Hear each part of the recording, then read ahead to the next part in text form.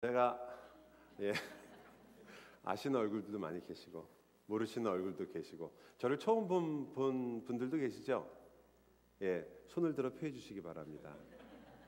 네, 이분들에게 특별히 감사해. 만나서 너무 반갑고 여러분하고 특별히 말씀 묵상이나 하나님 말씀에 대해서 주제를 정한 것도 그렇고 여러 가지로 너무 감사하고요. 사실 열린 말씀 때문에 제가 여기 몇 번 왔었는데 열린 말씀 아까 광고하신 것처럼 그게 이제 그 이름으로 하지 않는다. 그래서 저는 사실 그 박성일 목사님이 어떤 꾀를 낼까 항상 생각을 했어요. 이걸 그냥 없애진 않을 텐데 뭐 어떻게 할까. 그랬더니 결국 데어 로고스라고. 그게 그거 아닌가? 헬라어를 썼을 예, 그래서 역시 말씀에 대한 사랑과 열정이 여전하시구나라는 걸 그렇게 깨달았습니다. 교회 와서 제가 또 하나 놀란 것은 제가 여기서 서서 여러분에게 말씀을 전해보기는 처음인데요. 이 자리에서 다른 데서는 몇 번 있었는데 그런데 부교육자 되시는 목사님이나 담임 목사님이나 책을 강매를 하는 걸 보고 대단한 교회구나. 저는 이제 제가 만약에 그렇게 할 거면 저는 사임할 각오를 하고 강매를 하는데 여러분 그 좋은 책을 만나는 일은 쉽지 않은데 사실 나의 주 나의 하나님이라는 책은 송인규 목사님께서 과거에 목사가 아닐 때 청년 운동을 하실 때 손으로 쓴 책을 제가 갖고 있어요.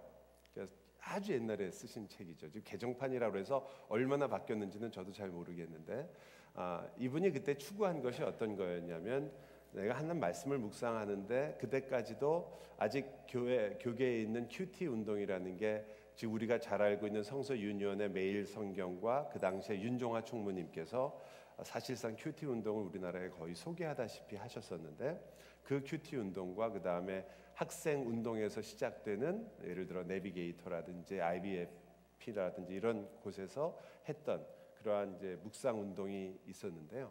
이제 송인규 목사님께서는 그 당시에 좀 더 다양하게 묵상하는 방법이 없을까라는 것을 생각을 많이 하셨어요.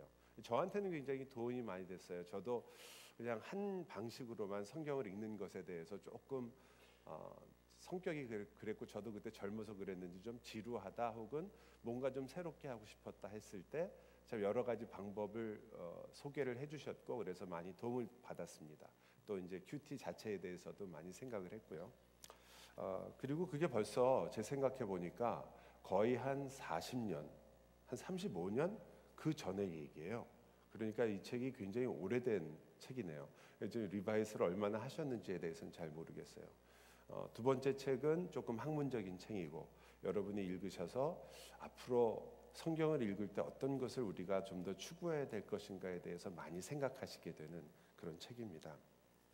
제가 맡은 강의가 성경의 충족성 혹은 충분성에 대한 그러한 내용인데 사실 1517년에요. 10월 31일 다저스가 지기 하루 전날 여러분 별로 감흥이 없으시죠?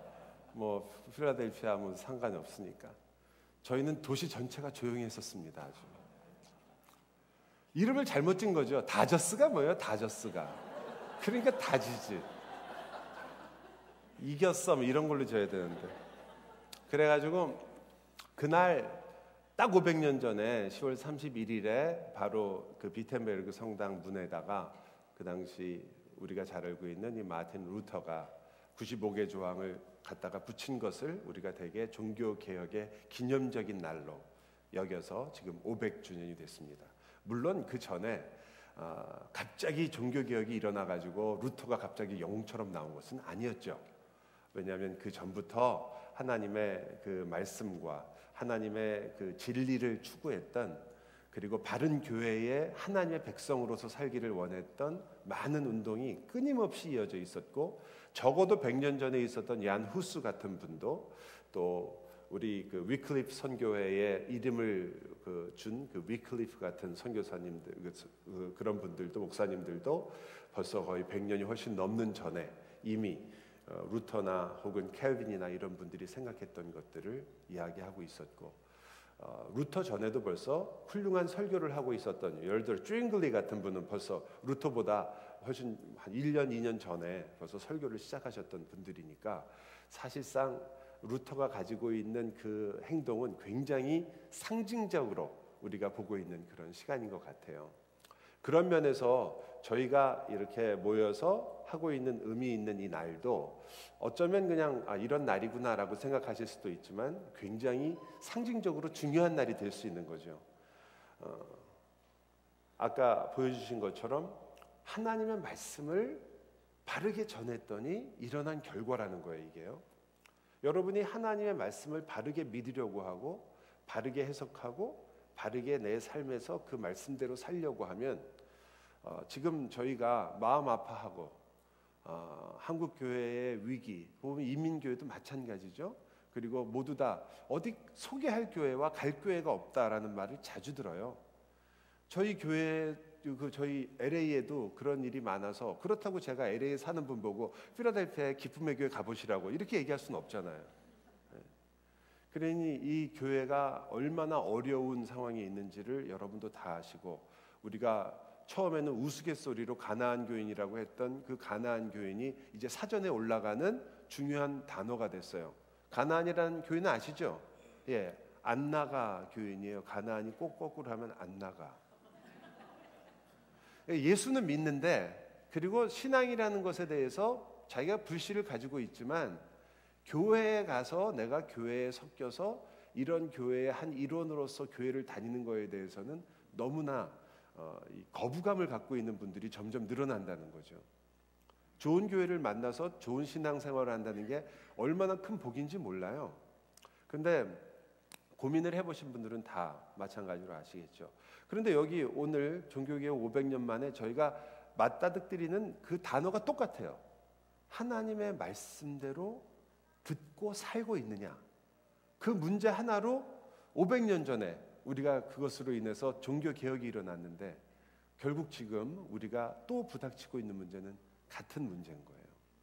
그래서 저와 여러분이 이 종교개혁의 모토 중에 하나인 오직 성경, 오직 성경이라는 말은 우리가 보면 이렇게 적어도 두 가지를 생각하죠. 하나는 성경이 가장 최고의 권위를 갖고 있구나. 그리고 오직 성경이다. 그래서 어떤 것보다도 가장 권위 있는 것, 우리 모든 삶과 모든 것에 가장 최고의 권위가 어디에 있느냐? 성경에 있다. 이게 말로는 쉬운데요, 실제로는 굉장히 어렵다는 게 오늘 저희가 좀 다뤄보려고 하는 부분이에요. 또 하나가 바로 오늘 다루려고 하는 것, 같은 내용이지만 오직 성경이라는 것은 성경만으로도 충분하다, 그거 하나면 다 된다, 이런 말 아니에요. 오직 성경, 하나라는 뜻이니까요. 그래서 그 중에 두 번째 내용인 성경의 권위에 대해서는 여러분이 아마 꾸준하게 공부를 하셨고 듣고, 또 하나님의 말씀이 가지고 있는 권위에 대해서 여러분이 알고 있기 때문에 아마 이번에는 그 시작을 오직 성경 중에 특히 그것이 가지고 있는 충분성의 의미, 이 우리의 필요를 채워줄 수 있는 성경이 그 모든 것을 채워준다라는 그러한 이야기가 되겠죠. 여러분, 오늘도 아마 수많은 결정을 하시고 수많은 고민을 하고 혹은 수많은 생각을 하고 우리가 하루를 살았어요. 아침에 일어나는 시간을 몇 시로 할 것인가, 오늘 브렉퍼스트를 할 거냐 말 거냐, 아니면 메뉴는 뭐로 할까. 그럼 이제 대개는 이제 아내나 부인 되시는 분들이 신경을 많이 쓰는 거겠죠. 또 먹으시는 분 입장에서는 여러 가지를 했지만 내가 뭘 먹을까, 우유를 마실 것이냐, 아니면 토스트를 먹을 것이냐, 아니면 밥을 먹을 것이냐, 또 아침에 출근하실 때 오늘은 어느 길로 갈 건가, 또 차가 너무 많으신 분들은 또 차를 어떤 걸 타고 갈 건가, 그런 고민은 좀 한번 해봤으면 좋겠고요. 제일 아마 어려운 고민은 오늘 저녁 집회를 갈 건가 말 건가. 광고를 보니까 한성윤 목사, 누구야 이 사람? 여기 와서 뭐 배울 게 있을까? 그런데 정민영 선교사님이 오는구나. 그래서 오신 거 아니에요. 제가 얼마나 부담이 없는지 몰라요. 하다가 안 되면은 나머지는 정민영 선교사님들이 해결해 주실 겁니다. 하시면 되니까. 수많은 결정을 하셨는데 그 결정하시는 동안 한 번이라도 성경을 펴보신 적이 있나요? 아침 식사 뭐 할까? 오늘 주님의 말씀을 한번. 그런 거 안 하셨죠? 하지만 또 어떤 건 굉장히 중요한 결정도 하셨을 거예요. 내가 이번에 이 회사를 그만둘 것이냐 말 것이냐, 또 혹은 내가 과연 이 사업을 계속 진행할 것이냐 말 것이냐, 내가 은퇴를 할 것인가 말 것인가, 막 이런 결정을 할 때 그건 어떨까요? 또 여러분이 굉장히 피곤한 하루를 보내고 집에 돌아와서 그 스트레스를 풀면서 내가 이렇게 쳇바퀴같이 살아야 되나, 너무 답답하고 힘들고 또 가슴이 먹먹해질 때, 그때 과연 하나님의 말씀은 여러분에게 어떤 의미가 있고, 그때 성경을 펴서 여러분은 무엇을 생각할 수 있는가? 아니면 정말 성경이 여러분에게 시원하게 답을 주신 적이 있는가? 최근에 저희 집 얘기도 되지만 이제 어떤 분이 진찰을 받았는데, 진찰을 받아 보니까 튜머가 발견이 됐어요. 혹이 있다는 거예요.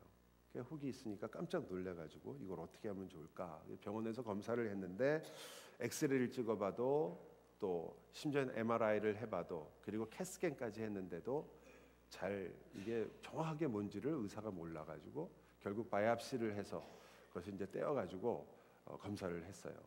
그 검사를 하는 그 전날 이제 이 당사자는 너무너무 마음이 불안한 거죠.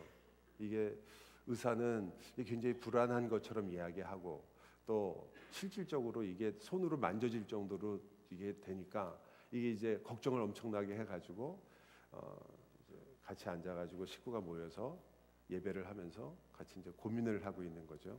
근데 예배하다가 말씀이 어떤 말씀이 됐냐면, 시편 말씀이 내 영혼아 어찌하여 낭망하며 불안하여 떠는고 너는 오직 여호와만 바라라. 그 말씀을 딱 들은 거예요.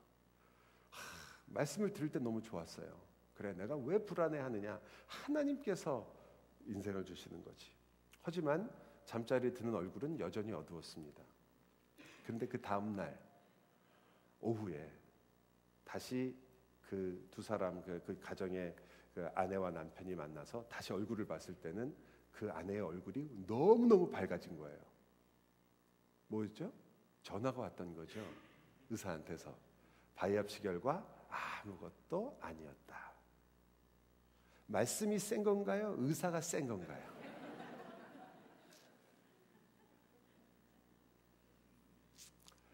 또 한 분은 이런 얘기를 하세요. 저희 여성 성경 공부를 하는데 한 분이 나눠주신 이야기인데, 본인도 이제 의사가 몸이 좀 안 좋은 것 같은데 이게 뭔지 모르겠다. 그리고 이제 검사를 해서 그 결과를 알려주겠다. 그리고서는 저희 성경 공부 모임에 와서 기도해 달라고 부탁하면서 이러이러한 일인데 어떻게 하면 좋겠습니까? 그래서 저희가 다 같이 기도했어요. 그리고 하나님, 주님께서 함께 하실 줄 믿습니다. 그래서 본인도 아멘 그러고 이제 갔어요.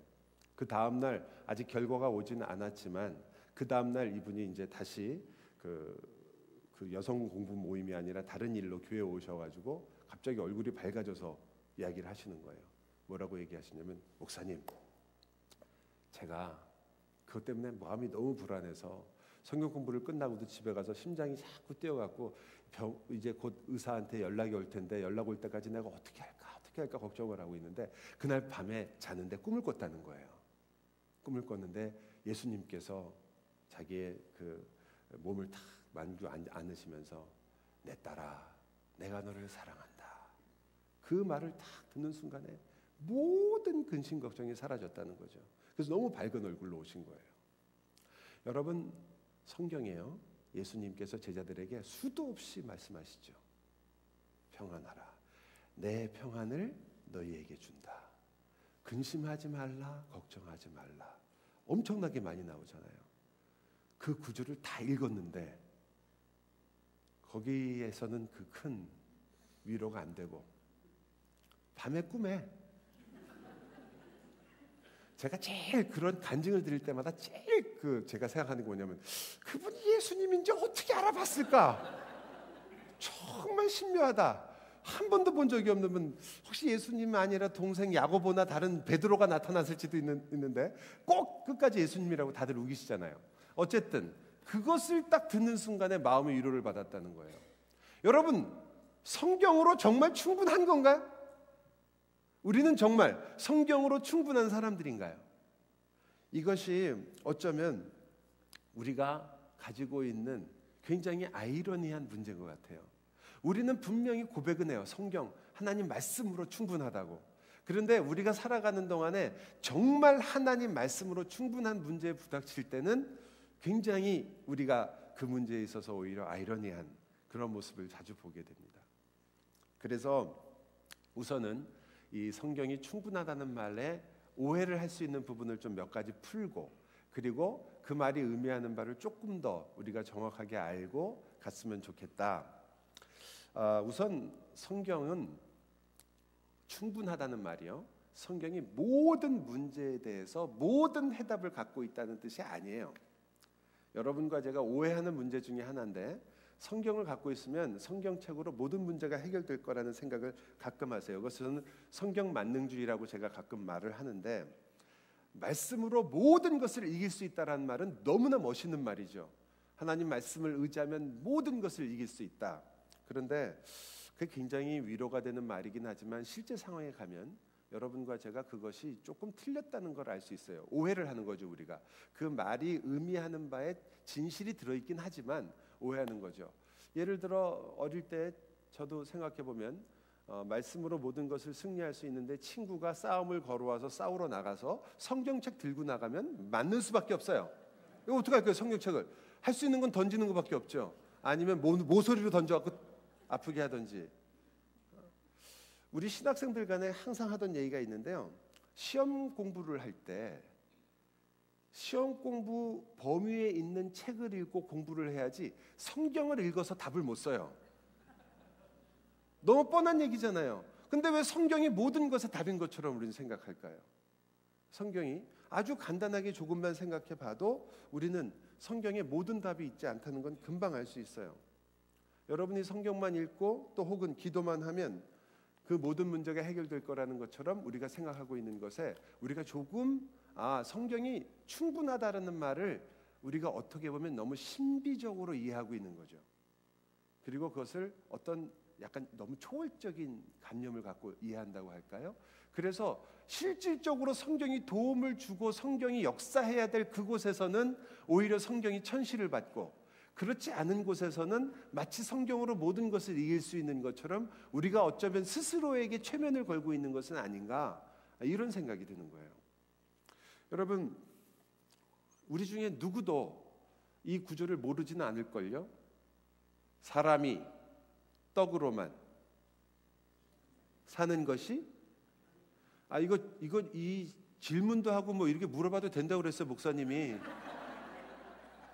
근데 왜 여러분은 저만 혼자 이렇게 앞에다 세워놓고 그러시려고 그러는 거예요? 자, 사람이 떡으로만 뭘로 살아요, 그럼? 하나님의 입에서 나오는 말씀으로 사는 것이다. 저는 그 한국말 번역이 정말 절묘하다고 생각해요. 사람이 떡으로 사는 것이 아니요, 말씀으로 산다 그러면 어떻게 되는 거예요? 말씀을 먹고서 살 수 있어야 되는 거 아니에요? 그죠? 그런데 떡으로만이니까 떡도 먹어야 된다는 거 아니죠? 실제로 밥 안 먹고 성경만 읽어서 사실 수 있는 분 있어요? 제 생각에 40일이 아마 한계일걸요? 40일 지나면 거의 불가능한 일이잖아요. 밥 안 먹고 어떻게 40일 이상을 견딜 수 있겠어요? 거의 기아 선상에 들어가는 건데. 이게 결국 우리가 이 성경 말씀이라는 것이, 지금 제가 약간 극단적인 예를 들었을 뿐이지 여러 가지 면에서 그러한 요소를 갖고 있어요. 그러면 우리가 반대로 나가게 되죠. 그러면 성경은 결국 교회 문제, 신앙 문제, 이런 것에 대해서만 해답을 주는 것이냐? 성경은 과연 그런 것인가? 여러분, 웨스트민스터 신앙 고백에 여러분이 뭐 공부를 많이 하셨겠지만 이렇게 성경의 충족성에 대해서 이렇게 표현을 합니다. 하나님의 영광, 인간의 구원, 그리고 신앙, 그리고 삶에 필요한 하나님의 모든 진리가 성경에 명백히 기록되어 있거나 아니면 필연적이고 올바른 추론에 의하여 성경에서 끌어낼 수 있습니다. 이것이 웨스트민스터 신앙 고백이 말하는 충족성이에요. 여긴 굉장히 중요한 두 가지가 있죠. 하나는 명백하게 있는데 거기에 뭐가 들어가냐면 하나님의 영광과 인간의 구원과 그리고 우리의 신앙, 거기까지 우리가 이해해요. 근데 그 다음에 life라는 단어가 들어가요. 즉 우리의 삶, 있어서도 하나님의 모든 진리가 우리의 표준이 될 수 있다는 거죠. 우리의 일반적인 삶에도. 아까 우리가 본 것처럼 모든 문제에 다 해결되게 되거나 문제를 주지 않는데 우리의 삶에 있어서는 이것이 우리에게 굉장히 중요한 의미를 준다고 얘기하는 거예요. 그 삶이라는 게 뭡니까? 우리가 매일 사는 일상생활인데 아침부터 뭘 먹을 것인가, 밥을 먹을 것인가, 빵을 먹을 것인가부터 시작해서 밤에 자는 시간까지 우리에게 이 성경이 의미가 있다는 거예요. 그런데 우리가 생각하는 것과는 좀 다르잖아요. 지금 우리는 이게 의미가 있으면 모든 문제에 다 적용하려고 하는데 성경은 조금 그 문제를 다른 방식으로 우리에게 설명하는 것 같습니다. 왜? 첫째는 성경이 이렇게 이 웨스트민스터 신앙고백을 보니까 첫째는 성경이 절대로 우리가 원하는 모든 정보를 제공하는 책이 아니에요. 즉 성경책은 구글링이 아닌 거예요. 구글만 하면 뭐든지 다 아시잖아요. 요새는요. 예? 구글에서 성경의 충족성 치면 뭐 쫙 글이 또 뜨고 설교도 나오고 많이 나오니까 이런 거구나. 여러분 미리 공부해갖고 오셨잖아요. 그죠? 옛날하고 많이 떨어지셨네요.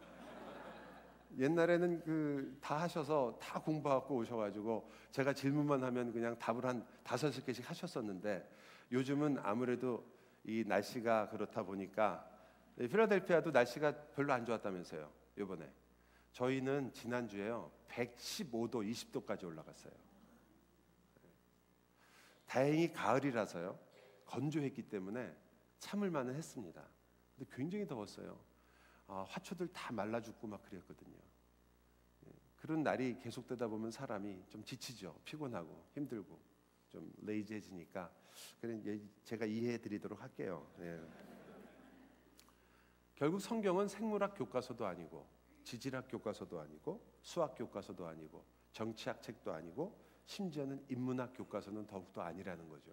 모든 문제를 다루고 있지 않습니다. 모든 정보가 없어요. 또 모든 상황과 문제에 대해서 항상 명백하고 클리어한 답을 항상 똑같이 갖고 있지 않다는 것도 보여주는 거죠. 여기 보니까 추론에 의해서 우리가 알 수 있는 것들도 굉장히 많다고 얘기하니까 성경이 명확하게 얘기하는 것도 있죠. 도적질하지 말라. 그럼 여러분이 그러면은 혹시 성경에 소매치기가 있을까? 그런 건 우리가 명백하게 추론을 통해서 알 수 있는 거죠. 많은 분들이 오늘 뭐 루터의 이야기에도 맥주가 나왔지만 이제 교회에서 목회자로서 한국 교회 목회자로서 제일 많이 받는 질문, 제가 이제 그 신앙 상담을 하다 보면 제일 많은 질문이 넘버 원이 11조예요. 11조를 해야 됩니까? 말아야 됩니까? 11조는 어떤 겁니까? 이게 넘버 원이고 두 번째는 술, 담배 문제예요. 여전히 한국 교회는 술, 담배 문제가 여전히 이슈예요. 그래갖고 물어보세요. 그러면 설명을 해드리잖아요. 답을 예스하고 노하고 할 수 있는 문제가 아니기 때문에 설명을 해드려요. 그리고 다 30분에 걸쳐서 하나님의 말씀이 이렇고 주님의 뜻에 따라서 우리가 우리의 육신도 생각해야 되고 막 이렇게 취하지 말라는 말이 무슨 뜻이고 다 설명하고 나면 꼭 마지막에 물어봐요. 그럼 먹으라는 거예요? 안 먹으라는 거예요? 우리 한국 우리나라 교육 시스템에 이 모든 책임을 돌려야 할지. 왜냐하면 우리는 맨날 사지선다형으로 컸잖아요. 이거 아니면 이건 정답 아니면 다 틀린 거, 이런 것만 했기 때문에 그거를 이렇게 주관식으로 풀어서 문제를 푸는 것에 대해서 익숙하지 않다 보니까 다 공부하셔서 아시겠지만 주관식이라는 게 그런 거 아니에요. 답을 쭉 써서 나중에 전혀 모르는 문제에 있어서도 일단 가득하게 채운 다음에 교수님은 너무나 훌륭하신 교수님이십니다. 그러면 F는 안 주는 거, 뭐 이런 게 좀 있는 거잖아요. 근데 이게 신앙 문제에 가면 저와 여러분은 이 흑백, 옳으냐 그르냐가 나쁜 건 아닌데, 그런데 그것이 예스냐 노아의 대답을 안 받으면 답답해지시는 거예요. 여러분, 예스하고 노가 없는 데도 있어요. 예. 그 없는 영역이 우리 신앙생활에 묘미가 있는 거예요. 거기가. 예? 안 된다 된다를 정확하게 알고 있는 것은 뭐건 생각할 필요도 없고 거기에 대해서 질문할 필요도 없잖아요. 그런데 이게 이거냐 저거냐가 어려운 부분, 그걸 어려워하지 말고 그거 즐기셔야 되는 거예요. 그게요. 얼마나 재밌어요. 얼마나 하나님이, 이런 표현이 좀 있지만 제일 좋은 표현으로 얼마나 인격적이세요. 예? 하나님이 무슨 독재자와 폭군처럼 이거 안 하면 끝, 저거 안 하면 뭐 이것만 하면 좋아, 이렇게만 얘기하지 않으시고 우리에게 너희가 생각할 수 있으며, 그리고 우리가 우리의 삶과 생활 속에서 내가 주님을 어떻게 사랑하는가를 보일 수 있도록 그 많은 룸을 만들어 주셨다는 게, 그게 대단한 거거든요. 이게 하나님 정도의 실력이 아니면 우리한테 줄 수가 없는 거예요. 하나님이시니까 우리한테 그렇게 하시는 거죠. 어떤 신이 혹은 어떤 뭔가 조물주라고 하는 어떤 존재가 자기 마음대로 컨트롤이 되지 않을 수 있는 존재를 그렇게 기쁘게 받아들이시겠어요? 여러분, 하나님 말씀 안 듣고 마음대로 산 적 많으시잖아요. 아닌 것처럼 하지 마세요, 제발. 말하는 제가 마음이 몹시 아파지니까. 그렇잖아요. 그러면 그냥 그 자리에서 끝장나는 거 아니에요?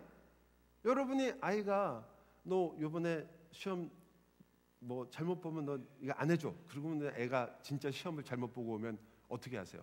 그날 뭐 약속대로 그래 뭐 그렇게 하고 넘어가자 이렇게 안 하고 잔소리 시작하잖아요. 내가 몇 번 말했냐, 내가 공부할 때 공부하지 네가 왜 이렇게 하고, 네가 밤에 게임할 때부터 알아봤어, 이렇게 되는 거 아니에요. 근데 하나님이 여러분을 다루실 때 여러분이 지금 그 수많은 죄 속에 있으면 내 마음속에 있는 그 더러운 것에도 불구하고 예배에 나와서 하나님의 이름을 아버지라고 부르시잖아요. 그런데 다 살아남잖아요. 이렇게 이런 존재를 데리고 하나님께서 하나님의 나라를 만들어 가시기 때문에 하나님이 실력이 있으신 거예요. 가끔 저는 이제 LA, 여기도 학원이 있겠지만 LA 학원이 엄청 많아요. SAT 학원 이런 거. 지금은 조금 덜해졌지만 옛날에 심각했어요. 그래갖고 뭐 거기 안 간 학생이 없는데, 거기서 이제 2,400점 만점이었나요? 옛날에 2,400점 만점 맞거나 뭐 어떤 좋은 학교에 들어가는 사람들 이름을 신문에 광고를 내고 막 그래요. 근데 그 학원들이 어떻게 하는 거냐면 미리 시험을 좀 치거나 혹은 아는 걸 학교를 물어봐가지고 성적이 아주 좋은 아이들을 뽑아가지고 훈련을 시켜서 만점을 만들어내는 거예요. 공부 잘하는 애들을.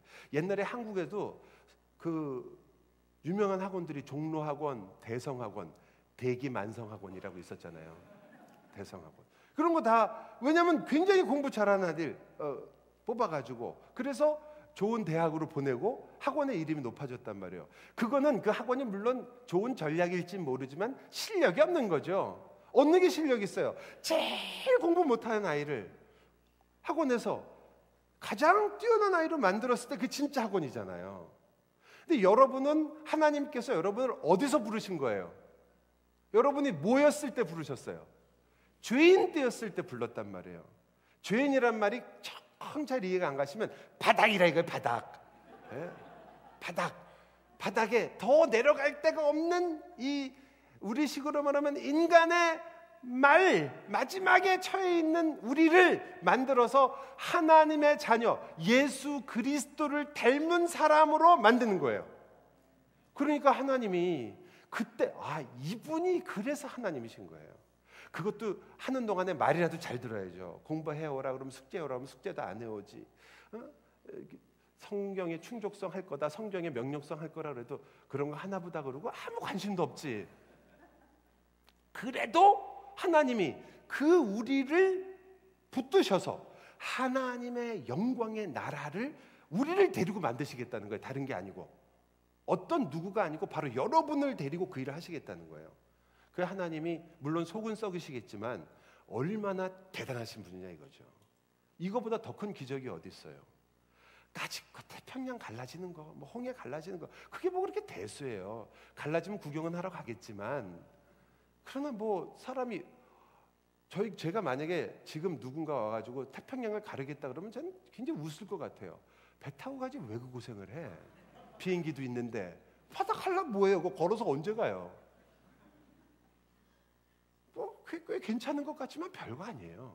그러나 도저히 변할 수 없어 보이고 정말 다른 사람은 물론이고 나 자신도 내 마음대로 하지 못하는 우리를 가지고 하나님의 영원한 나라를 만드시는 거니까 그게 하나님이시죠. 그분 앞에서 우리가 항복하는 거예요. 야, 이런 분이라면, 이 우리를 가지고 이 영광스러운 나라를 만드시는 분이라면 정말 그분을 내가 의지하고 갈 수 있겠구나. 그래서 여러분이 성경이 지금 말하고 있는 이 충족성에 대해서 생각하실 때 제일 먼저 생각할 게 뭐냐면, 성경의 충족성이란 말은 절대로 우리가 원하는 것, 우리가 알고 싶은 것을 성경이 대답해주고 모든 답을 충분히 가지고 있다는 의미가 아닌 거예요. 여러분의 의문을 풀어주고 혹은 여러분의 문제를 해결해주고 뭐 신석 정확, 비밀 보장 이런 거 아니란 말이에요. 하나님께서 하시는 일이, 성경이라는 책이 여러분으로 하여금 내가 원하는 것이 아니에요. 그러면 뭘 하나님께서는 지금 약속하고 있는 거냐? 하나님께서 우리에게 원하시고 하나님이 목적하고 있는 일에 대해서 하나님께서 충족하게 하신다는 거죠. 하나님이 여러분의 인생에 가지고 있는 목적에 대해서 하나님은 성경이 여러분에게 충분하다고 얘기하시는 거예요. 하나님의 목적이 뭔가요? 여러분을 이 세상에서 하나님의 자녀로 삼으시고 이 세상의 모든 사건과 상황을 통하여 여러분을 거룩하게 하시고, 그리고 그 거룩한 여러분의 삶 속에서 결국 결말적으로 말하면 하나님의 영원한 나라에서 그 영원한 생명을 영원토록 누리는 거죠. 그렇잖아요. 바로 그것이 어떻게 보면 우리들에게 하나님께서 그 일을 하시는 데 있어서 성경은 충분하다 이 말이에요. 성경은 충분할 뿐 아니라 완벽하다, 온전하다. 여러분과 제가 그 성경을 우리가 읽고 우리 삶에 있어서 성경을 충분하다고 얘기할 때는 바로 그 의미를 얘기하는 거죠. 그러니까 하나님의 목적을 이루는 데 있어서 성경은 충분하다. 그렇기 때문에 여러분과 제가 당연히 나오는 말은 뭐냐면, 그러므로 우리가 핑계할 곳이 없다라는 뜻이에요. 여러분이 제일 많이 하신 말, 인간은 약해서, 우리가 이번 주에도 매주마다 저희도 이제 그 장로님들이 기도 많이 하잖아요. 예배 때 그 기도하실 때, 주님, 주께서는 우리를 사랑하시고 주님께서는 우리를 일주일 동안 지키셨는데, 그 다음에 꼭 중간에 반전을 해요. 그럼에도 불구하고 저희는 일주일 동안 또 이렇게 죄 속에 빠져서 살고, 그 레파토리가 있잖아요, 그죠? 죄 속에 빠지고 살았다, 막 이런 얘기를 많이 한단 말이에요. 그리고 이 연약한 우리들 뭐 이렇게 나온다고요. 그게 정말로 여러분과 제가 핑계로 그 말을, 그런 기도를 한다면 그것은 지금 성경의 충족성과 정면으로 배치되는 거예요. 우리의 연약함을 깨달아 주님께 회개한다면 그것은 괜찮지만, 그러나 우리가 그것을 핑계로 삼아 인간이 뭐 어떻게 할 수 있겠어 라고 생각하신다면, 성경은 아니다, 너희가 하나님의 목적하는 것을 살 수 있는 그 모든 것을 충분히 성경이 우리에게 제공하고 있다고 말하는 거거든요. 그래서 우리가 좀 생각을 달리 해야 되는 부분이 오는 거예요. 저도 그렇고 여러분도 그렇지만 하나님을 기쁘시게 하고 하나님 나라를 위해서 살기에 필요한 모든 것, 하나님이 충분히 성경을 통해 우리에게 알려주셨고, 여러분이 순종하고 하나님의 백성으로 사는데 성경은 더 이상 더할 것도 뺄 것도 없이 완전하고 완벽하다는 거예요. 여러분, 아까도 제가 잠깐 말씀드렸지만 성경의 권위를 여러분 다 믿죠. 그리고 여러분이 말씀을 읽고 해석하고, 또 박 목사님이 좋은 설교자잖아요.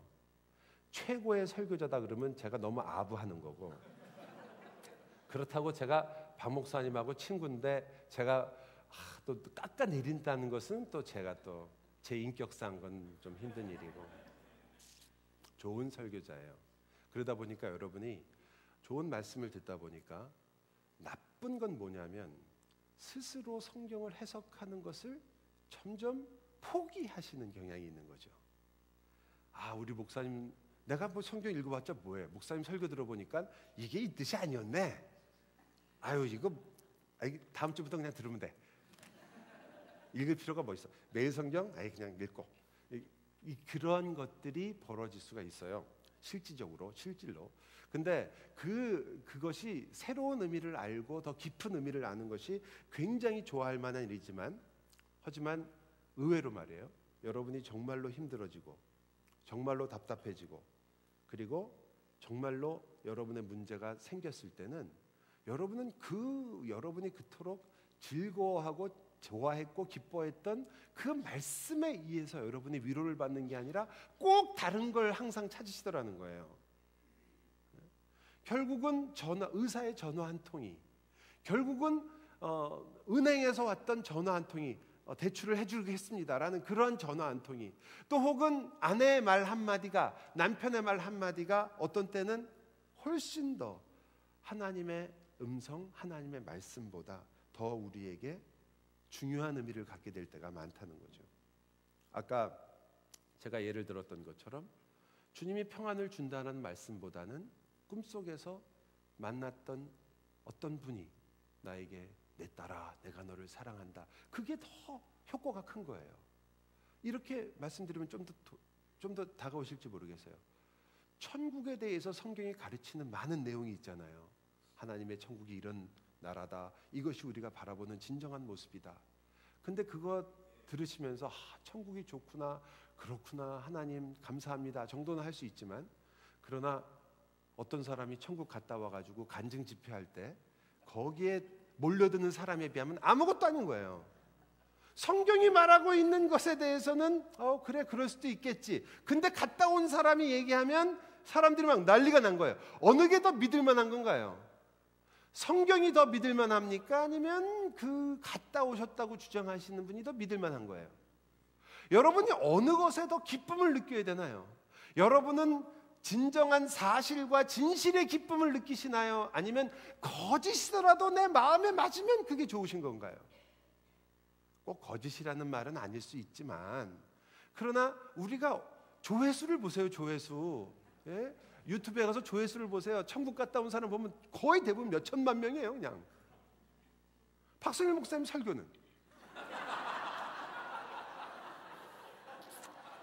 이렇게 해서 한 방에 보내버리고. 그러니까 문제는요, 사실은 이런 게 우리 주위에 계속 있을 거고 앞으로도 있을 거예요. 그러니까 결국 문제는 그것들이 있는 게 아니라 그거를 그렇게 좋아하고 열광하고 그것을 따라가려고 하는 우리들이 문제인 거죠. 우리들이. 과연 하나님 말씀이 제가 어느 그 교회에 있었던 일이었는데, 주일학교 학생들이 성경 암송대회를 했어요.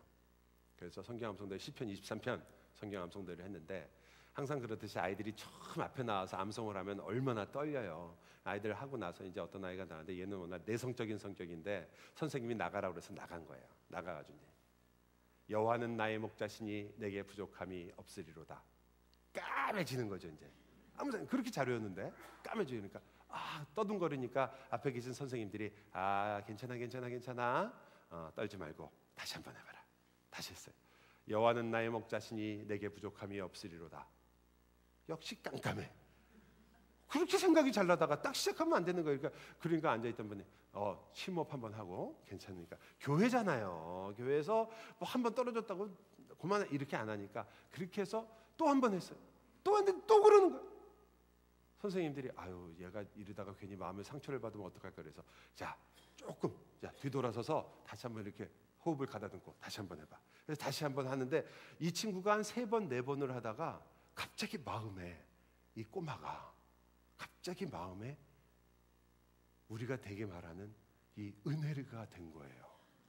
돌아서서 다 여호와는 나의 목자시니 내게 부족함이 없으리로다. 끝. 뭐가 더 부족하냐 이거지. 여기서 더 뭘 암송할 게 있냐? 여호와는 내 목자시고 나는 부족함이 없다.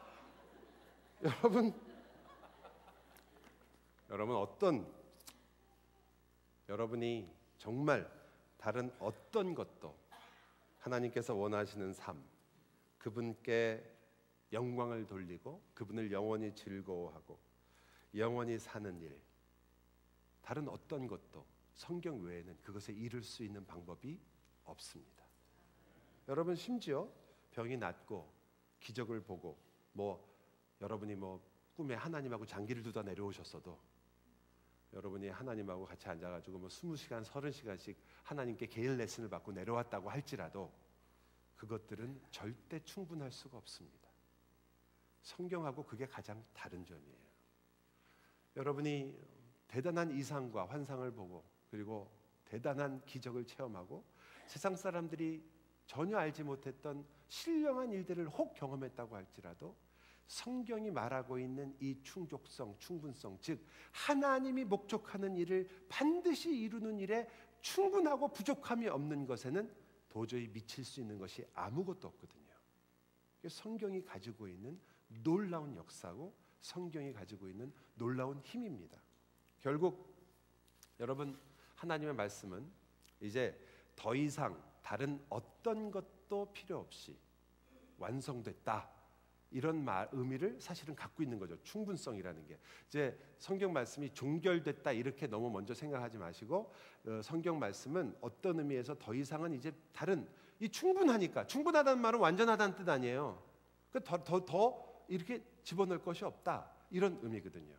그걸 완성했다고 말해요. 그럼 이 완성이라는 개념은 왜 이 충분성에 들어갔는지를 우리가 한번 살펴보죠. 히브리서 1장을 한번 같이 보겠습니다.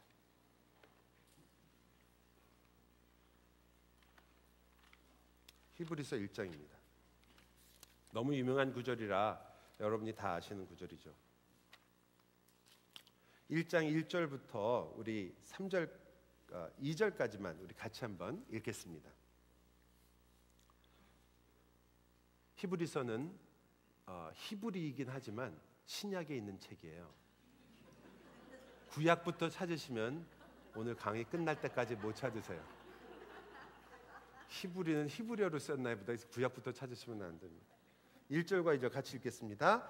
옛적에 선지자들을 통하여 여러 부분과 여러 모양으로 우리 조상들에게 말씀하신 하나님이 이 모든 날 마지막에는 아들을 통하여 우리에게 말씀하셨으니 이 아들을 만유의 상속자로 세우시고 또 그로 말미암아 모든 세계를 지으셨느니라. 자, 여기서 중요한 단어가요, 옛적에는 선지자들을 통해서 계속해서 구약을 말하는 거죠. 여러 부분과 여러 모양으로 우리 조상이었던 이스라엘에게 말씀하신 그 하나님께서 마지막, 즉 끝이란 뜻 아니에요, 그죠? 끝. 더 이상은 없어요. 끝. 끝에는 누구를 통하여? 아들을 통하여 말씀하셨다 그래요. 그러니까 그 아들이 누구죠? 예수 그리스도. 그 예수 그리스도를 통하여 마지막으로 말씀하신 게 그리스도라는 거예요. 그러니까 그리스도가 이 모든 말씀을 완성하신 분으로서 마지막에 배치되어 있는 거죠. 이 예수 그리스도 이후에는 이 계시를 더 이상 말하거나 혹은 그것을 완성할 다른 존재가 없다. 바울은 얘기했는데요. 배우셔서 아시겠지만 바울이 하는 일은, 성령 하나님께서 제자들에게 역사하는 일은 어떤 거라고 얘기해요? 내가, 성령이 너에게 임하시면 너희가 새로운 계시를 말할 것이 아니라 바로 예수 그리스도를 증거하게 될 것이다. 그리스도를 보여주게 될 것이다 얘기하는 거예요. 왜? 그리스도가 종결자거든요. 예수 그리스도 이후에 예수 그리스도가 하실 일을 더 하실 분이 없어요. 다 이루셨다고 얘기하시니까 이제 그리스도가 다시 오시는 일만이 그리스도의 마지막 일을 마치시는 것이지, 지금 그리스도가 이 땅에 오셔서 하실 일들이 완성되면서 이제 마지막의 말씀이 그리스도였단 말이에요. 그 말은 결국 그리스도께서 완성하셨다는데, 그러면 우리가 이제 두 번째 생기는 질문은 이거죠. 그럼 구약 사람들은, 예수님은 신약 때 왔는데 그럼 구약 사람들은 예수님이 없었으니까 완전하지 않은, 충분하지 않은 말씀을 들었습니까? 그게 그렇지 않은 게요, 구약에서도 역시 누구를 바라보는 거죠? 기쁨의 교회에서는 이런 질문을 해도 된다고 교과서에 써 있어요. 자, 예수 그리스도는, 구약은 그리스도를 바라보는 책이잖아요. 그래서 구약의 모든 내용이 사실상은 누구를 지금 초점을 하고 있죠? 예수 그리스도. 즉 구약의 제사제도만 봐도 그렇고, 구약에 벌써 여러분이 잘 알고 있는 그 언약의 내용들이 결국 누구를 보여주려고 하는 거예요? 그리스도가. 그때 이 말은 이런 뜻이 아니에요. 아브라함이 예수님이 이름을 알았고 예수님이 어떻게 생겼는지 알았고 예수님하고 같이, 그런 뜻이 아니에요. 그때 아브라함도 우리가 아는 것처럼 그렇게 예수님을 알지 못했어요. 그러나 그가 예수 그리스도 메시아가 결국은 구원자이시며 그가 이 모든 문제에 있어서 자기의 그 피를 통한 제사를 통하여 그들의 죄가 사함을 받고 그리스도를 통하여 우리가 구원받을 것이라는 것에 대해서는 같은 원리를 갖고 있는 거예요. 즉 그런 면에서 그들도 그 시대에 가장 충분한 하나님의 계시를 가지고 있었던 거죠. 이해가 가시나요? 네. 이해가 안 가셔도 뭐 어쩔 수 없어요. 어차피 내년은 오니까. 예. 이건 아재 개그였는데.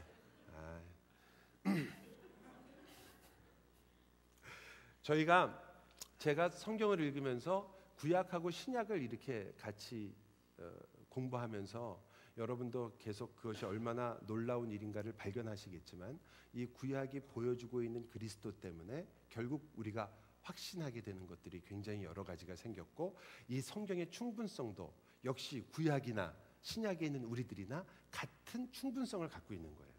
그들도 같은 그리스도로 예수로 구원을 받기 때문입니다.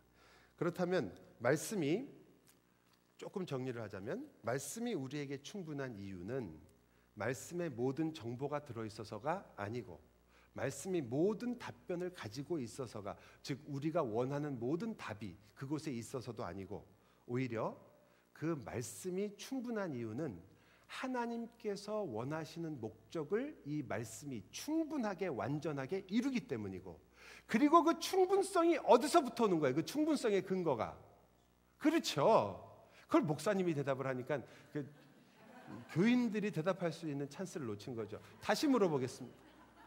이 충분성이 지금 쭉 여러분이 논리를 따라오다 보니까 이 충분성의 근거 이래서 충분하구나. 다시 구약 때 왜 충분했죠? 신약은 왜 충분하죠? 그죠? 같은 원리를 갖고 있어. 그럼 다시 여쭤볼게요. 그러면 이 성경이 왜 우리에게 그 하나님의 목적을 이루기에 충분하냐? 그 충분성의 근거는 예수 그리스도가 충분하기 때문에 그래요. 그리스도가 충분하신 분이기 때문에 이 성경은 우리에게 충분하죠. 그래서 예수 그리스도를 말씀이라고 우리가 표현하기도 하고 로고스라고 그리스도를 말씀이다. 그리고 우리가 히브리서에 보면 그 말씀이 살아있다고 그러잖아요. 그것은 이런 의미랑 달라요. 여러분이 명심보감을 읽다가도 감동을 받을 수 있잖아요. 뭐 성경 읽으시느라고 그거 읽으실 틈이 없죠. 네. 그러나 가끔 교양 과목으로 삼국지 같은 것도 보시고 그러셔야 돼요. 이 삼국지에 보면 얼마나 은혜 받을 이야기가 많은지 몰라요. 네. 삼국지에 수많은 장수가 많이 나오는데 전 조자룡을 좋아하는데 조자룡이 자기가 모시던 상관 유방의 아들이었던 아두를 품에 안고 적진을 팍 해가지고 아들을 구해가지고 딱 아버지 앞에 와서 유방한테 딱 그 아들을 줘요. 딱 내놓으니까 그 유방의 아들을 확 집어서 팍 던지면서 가장 위대한 장수를 이 아들 때문에 잃을 뻔했다고 탁 뻥을 치는 장면이 나오죠. 아마 눈은 아들한테 가 있었을 거예요. 혹시 내가 잘못 던져서 어떻게 되면 어떡하나. 그러나 그 조자룡이 감격하죠. 저도 그때 감동이었어요. 야, 이 사람은 정말 부하를 이렇게 아끼는 사람이구나. 이런 것은 여러분이 소위 말하는 성경을 읽다가도 여러분에게 올 수 있어요. 성경에 아브라함이 아브라함 멋있구나. 이 사람 정말 괜찮은 사람이다. 와, 참 다윗 사울한테 그렇게 당하고도 몇 번씩이나 죽일 수 있는 기회를 그렇게 대단한 사람이구나. 이런 거 충분히 할 수 있어요. 그런데 지금 제가 말씀드리는 건 그것과는 좀 다른 거예요. 그것을 우리는 가끔 그러한 고전이나 책을 읽다가 그것을 이렇게 했을 때 와, 저 고전은 살아있다. 뭐 이렇게 표현해요. 그죠? 고전이 살아있다고. 그런 살아있다는 의미가 아니에요. 여기서 말씀이 살아있다가는 정말 인격적으로 살아있다는 뜻이에요. 왜? 바로 그리스도 자신이 말씀이시며 그 말씀이 우리들에게 역사할 때 그리스도의 생애 자체가 역사하고 있기 때문에 그런 거거든요.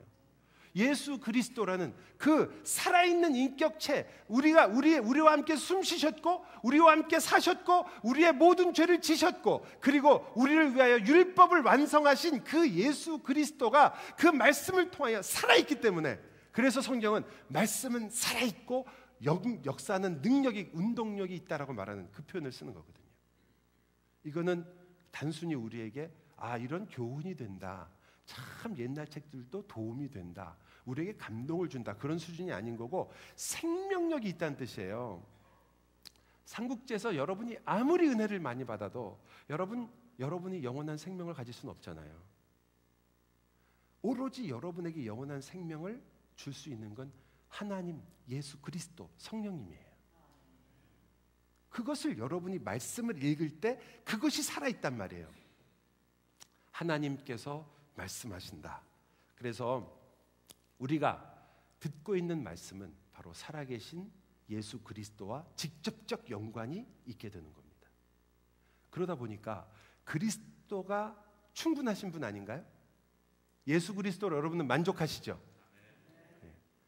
예수 그리스도로 만족하시죠? 세 번째, 예수 그리스도로 만족하시죠? 말로만? 진짜로?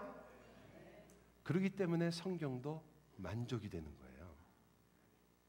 성경이 바로 그리스도에게 그 근원을 갖고 있으니까 말이죠. 그래서 우리가 요한복음 16장에서도 이런 말씀을 할 수 있지만 성령 하나님께서는 더 이상 새로운 어떤 것을 계시하는 것이 아니라 그리스도를 오늘도 우리에게 끊임없이 계시하게 되는 거예요. 여러분이 사는 방법은 사실은 여러분이 성경을 읽고 좋은 책이다, 이 말이야말로 대단히 훌륭한 말씀이다로 사는 게 아니고 성령 하나님께서 이 말씀을 통해서 예수 그리스도 자신을, 그리스도의 생명 자체를 우리에게 계시하기 때문에 이것이 여러분을 진짜로 위로하는 것이고 정말로 여러분을 살리는 거예요. 이 성경 말씀인 거죠. 그래서 말씀을 우리가 왜 말씀이 귀하다고 그럴까? 성경 말씀이라는 것이 다윗은 도대체 어떻게 읽었길래 성경 말씀이 꿀송이 같을까? 나는 아무리 봐도 까만 건 글씨고 하얀 건 종이고. 잠잘 때는 참 좋은 거죠. 저희 교인 중에 한 분이 간증하실 때 그러시더라고요. 많은 분들이 가끔가다 성경을 읽다가 주무셨다는 얘기를 자기도 들었대요. 그래서 자기도 성경 읽기로 결심했는데 성경책 읽으면 너무 졸려가지고 처음에는 자다가 읽다가 피곤하니까 이렇게 베고 잤대요. 너무 마음이 아프더래요. 아침에 일어나서 내가 성경을 펴고 자네. 다음 날부터는 그래서 위에다 올리고 잤대요. 혹시라도 말씀이 일로 떨어져 갖고 들어오라고. 하나님 말씀이요, 여러분과 제가 읽을 때 일어나는 역사라는 것은 예수 그리스도께서, 여러분 이렇게 생각하세요. 똑같진 않으니까 유비예요, 유비. 그래서 이것도 똑같이라고 생각하지 마시고 마치 그리스도께서 2000년 전에 제자들과 함께 걸으시며 그들에게 가르치시고 그들을 사랑하시고 그들에게 내가 너와 함께하리라, 내가 영원히 너와 함께할 것이다, 그렇게 말씀하시는 것과 똑같은 안전, 똑같은 기쁨, 똑같은 능력으로 여러분이 그 말씀을 들으신단 말이에요. 그 말씀을 들으면서 예수님이 직접 그 말씀을 지금 하고 계시는 그것을 성령 하나님께서 여러분에게 깨닫게 하고 여러분으로 하여금 그것을 누리게 하는 거죠. 한마디로 말하면요, 그것이 어느 정도로 강력하냐, 에베소서 1장에 보면 한번 찾아보죠. 에베소서 1장 어떤 강력함인가. 에베소서 1장 20절부터 우리 같이 함께 읽겠습니다. 그 그리스도께서 성경 말씀을 충분하게 하시는 그 능력과 충분성이 얼만큼이냐. 자, 20절부터 23절까지 우리 같이 읽겠습니다. 그의 능력이 그리스도 안에서 역사하사 죽은 자들 가운데서 다시 살리시고 하늘에서 자기의 오른편에 앉히사 모든 통치와 권세와 능력과 주권과 이 세상뿐 아니라 오는 세상에 일컫는 모든 이름 위에 뛰어나게 하시고 또 만물을 그의 발 아래에 복종하게 하시고 그를 만물 위에 교회의 머리로 삼으셨느니라. 교회는 그의 몸이니 만물 안에서 만물을 충만하게 하시는 이의 충만함이니라. 이 정도예요. 이 정도. 이 충만함이 여러분의 말씀을 충분하게 하는 충만함이에요. 우리가 말씀을 듣는다는 말은 이 교회가 누구죠? 누가 교회예요? 여러분이 교회예요. 그리스도인이라고 마치 다른 사람 얘기하듯이 대답하지 마시고 누구예요? 예, 여러분이에요. 나예요, 나. 내 안에 그리스도의 충만함이 만물을 충만케 하시는 이의 그 충만함의 충분성, 그게 여러분이 말씀을 읽을 때 여러분의 인생을 풍성하게 하는 충만함인 거예요. 가슴 벅찬 일이죠. 저만 지금은 벅찬 것 같지만 여러분도 벅차지 않으세요? 예수 그리스도께서 그 충만함으로 우리 안에 있다는 것. 제가 항상 박성일 목사님이 걱정하시는 게 제가 강의를 시작하면 시간을 절대 지키지 않기 때문에 항상 걱정을 하세요. 그래서 오늘은 제가 시간을 지킬 수 있다는 걸 보여주기 위해서, 하지만 굉장히 중요한 것이라 마지막으로 여러분에게 말씀을 드릴 거예요. 시간을 5분 정도 남았나요?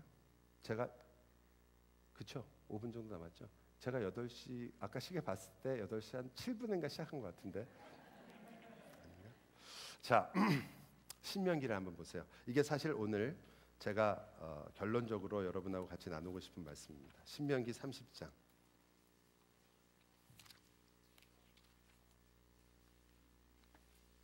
11절부터 14절까지 제가 읽도록 하겠습니다.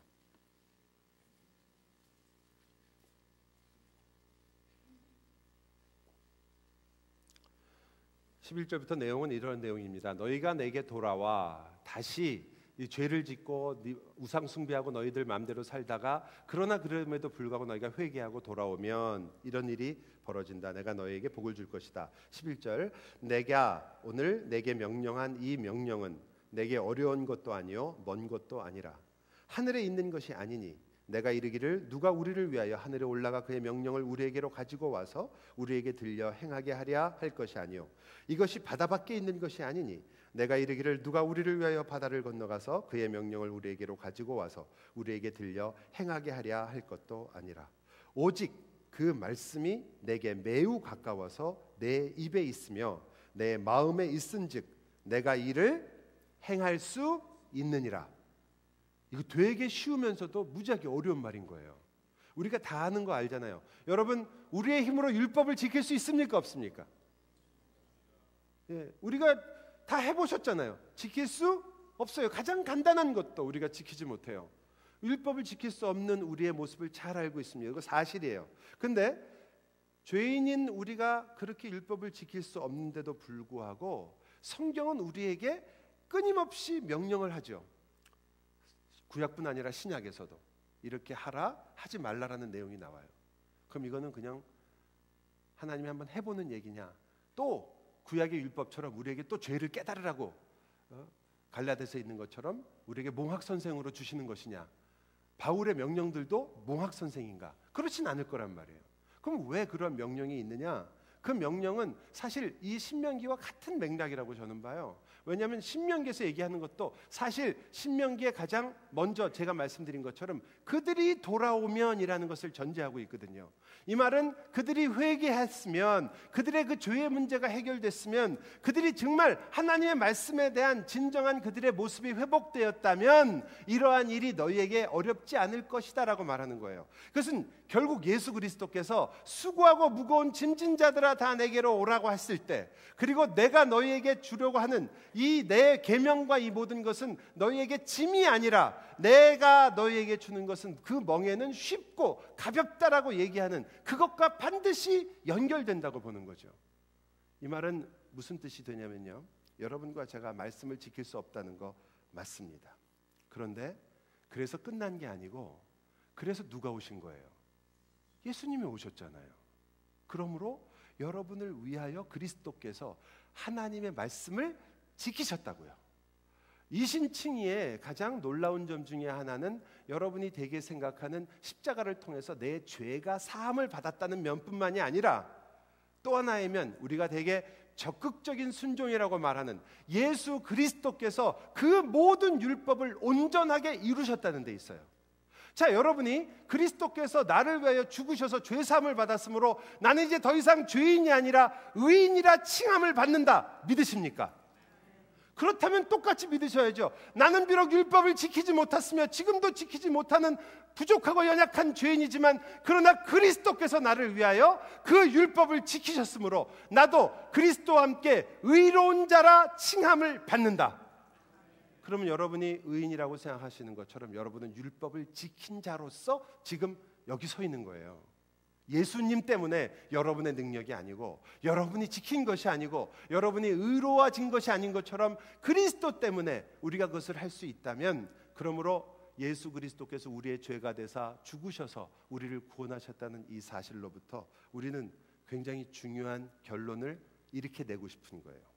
이제 말씀은 하나님 은혜 속에 예수 그리스도의 십자가와 부활을 통하여 하나님의 자녀가 된 백성에게는 더 이상 우리식으로 말하는 불가능이 아닙니다. 말씀은 지키는 일은 또한 동시에 나의 공로도 아닙니다.